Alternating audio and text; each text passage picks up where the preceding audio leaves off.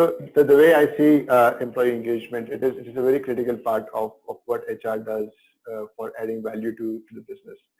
Employee engagement should not be mistaken with only the fun activities that HR does, and that is a very small, minor part of the entire gamut of engagement. Engagement essentially is a connect between an employee and an employer, and that connect does not come only by fun activities. It's not that I would become engaged to my employer just because they give me swanky offices.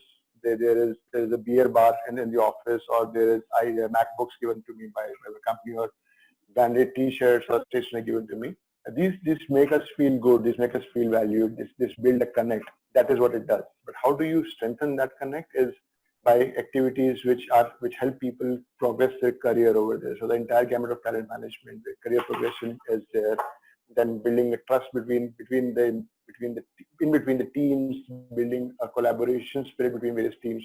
All these initiatives are part of engagement. There are subtopics under engagement. So an engagement to me is amalgamation of everything that HR does, everything the business does, right from the stage of hiring till the person separates from the company. Rather, for me, it goes beyond separation as well, because you never know, this person might come back tomorrow to the company again. Why do we need engagement? Very simply, a person who is engaged will always work towards achieving the goals that are assigned to them and also to the organization. An engaged person would generally feel to be a part of the place, and when you feel a part of a place, you go that extra mile without needing an incentive, without needing a recognition push from somebody. You just feel like doing it because you're so much engaged, you're so much connected with the cause of your organization. An engaged person is always a more productive person than anybody else. And a productive person obviously adds not only to the revenue and the bottom line of the company, they add to the brand of the company. If I as a candidate go on and talk to somebody who's really engaged employee of an organization, I would probably not even look at what the job profile is or what are the risks getting associated with the company, because this person would sell the company much better than any HR marketing piece can do, any marketing presentation can do. Yeah. So it is also more like a lot of us are engaged with brands. So if I'm an Apple person or somebody is an Android person, so you become engaged to the brand. And similarly, that engagement is difficult to break because there's so many values attached to it. Similarly, within employee engagement, the company is able to build that kind of an attachment with the person for a long while. If I tell you my engagement with one of first employers, Jubilant, has been so strong that if today also somebody asks me what has been my golden years, and I don't have had 50 or 25, 30 odd years of experience. It's only 16 years, right? So within 16 years, I remember my first 4 years, each day to the T, because that is the level of engagement I had with my team at that point in time. Having said that, it is not that where I work today or with the team that I work today, I'm not engaged. These are also good engagements in their own kind. But the kind of experience you get at a place is a kind of engagement you build that. There are various ways of measuring employee engagement, but before you start on to measure the engagement, we need to know why do you want to measure that, what is it that you want to measure, and the outcome that you want to come out of from a measurement. For example, if I know my employee turnover is very high, then I would want to know the engagement from a perspective of a person and how do they feel connected, why do they want to stay with the company. If my employee retention is good, but my productivity of the team is not very strong, I want to know what does an engaged employee do different to become a productive, and what are the various initiatives that we can drive to improve on the productivity. So once you know the why, the how becomes easy. For general engagement of an employee with an organization, there are various surveys available, and these are not one size fit all surveys. It is not just that a survey that is designed by me for one of my organizations will work in my next organization or will work for everybody. It's only you only get some ideas. What could be the possible flow of questions? What could be the kind of questions if we know what we have to measure? From the available tools, Gallup is, I believe, one of the foremost tools available They have they have, I think, 50 plus questions, but within those 50 questions, there are 12 questions which in sum determines the level of engagement with the company, to the team, see the function, for the leaders, fifth, the team within. So let's say within an IT company, there's a development team. It's a huge team. Within those development, there's an iOS development, there's an Android app development. And within iOS, there's an enterprise development. Within all that, there's age groups as well, within the company aging.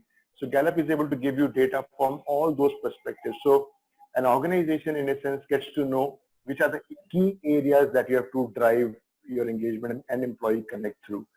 Apart from that, there are your routine pulse surveys that the company can keep on doing from time to time. This could be quarterly, this could be monthly or annually, biannually, depending on the size of the company. If you're a very small company, you do not need that many surveys. You probably can just go on and have a chat with people, which is my top of the list thing to do to measure engagement.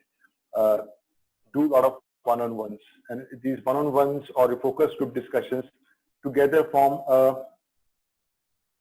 I shouldn't say, I should not say it's a casual, but it is a non-formal way of getting to know within a group of people how good is their engagement. When you ask them some very specific questions around the organization, what the organization does, what the value they derive out of working with an organization, people who are engaged, they would very often be able to give very detailed, very enthusiastic answers. If you're talking with somebody who is not there at all, who probably is waiting for a phone call from a consultant to look out for an opportunity, would be there physically but not there emotionally. And one more way of measuring the engagement is by seeing the level of participation by people in various activities and initiatives the company drives. These activities could be your work-linked activities, or these could be your fun activities also, for that matter. If a person is not engaged with an organization, even if you're doing let's say a cricket tournament, they would be there, but you would know they are not there. They're just there for the sake of being present over there. If it's a career initiative, they would be reluctant to be part of it, because a lot of times the career initiatives have a coupling with the staying with the employees required to stay on with the company. So they would not want to commit to a long-term plan, not long-term career plan with the company. And apart from these hows, it is very important to know when to time these evaluations. If you're looking at the risk, wanting to measure the engagement for the people who could be at high risk because the market is growing, then every day is the right time. Or for smaller companies, it could be once in a year. For large companies where there are scattered teams spread across various locations, it could be a quarterly. Throughout every company does town hall depending on what is the most suitable time for them. Some companies do it monthly, some do it quarterly. Depending on what is that cycle, you can kind of time out your engagement, evaluation, surveys, or discussions as well. Very simply,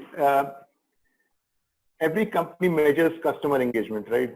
Any company who's into business, they measure customer engagement. Mm-hmm.